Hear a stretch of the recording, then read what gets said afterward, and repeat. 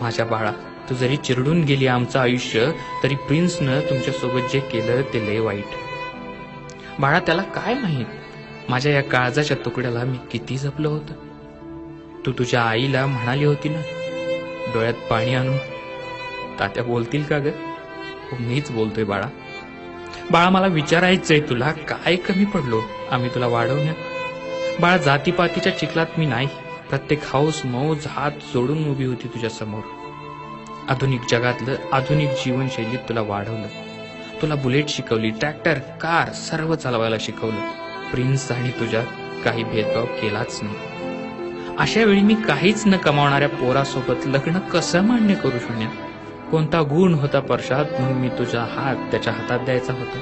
किशोर वयात मन हळवं व शरीराची भूक तीव्र असते, हे मान्य आहे मला.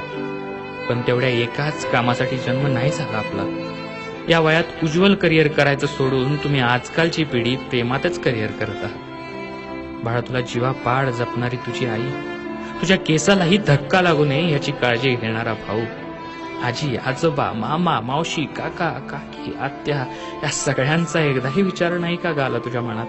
एका मुलासाठी एका झटक्यात आम्हाला लाथडून गेलीस.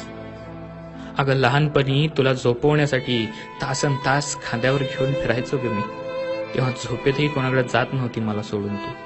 आम्हा सर्वांपेक्षा काल परवा भेटलेला तो एक पोरगा जास्त महत्वाचा वाटला तुला. आरचे, हे आकर्षण फक्त तुलाच वाटत होतं असं नाही, ते प्रत्येकालाच असतं या वयात. काही जगावेगळं सैराट करावं असं प्रत्येकालाच वाटत असतं. कधीतरी बोलायचं होतंस माझ्याशी, नाहीतर आईशी.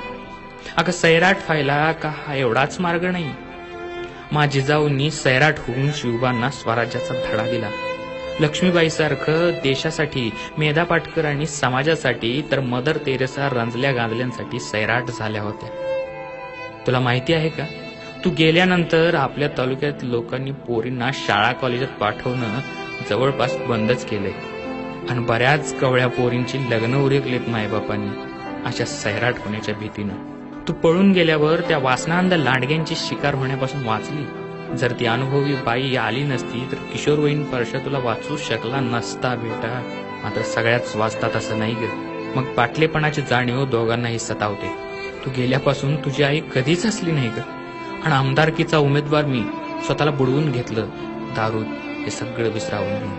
पोरीचे बाप नसलेले काही जण मला बुरसटलेल्या विचाराचे म्हणतील, पण बाळा, आरचे, परशा, मला एकच विचारायचंय, आम्हा सगळ्यांना उद्ध्वस्त करून खरंच तुमचं सैराट होणं जरुरी होतं का?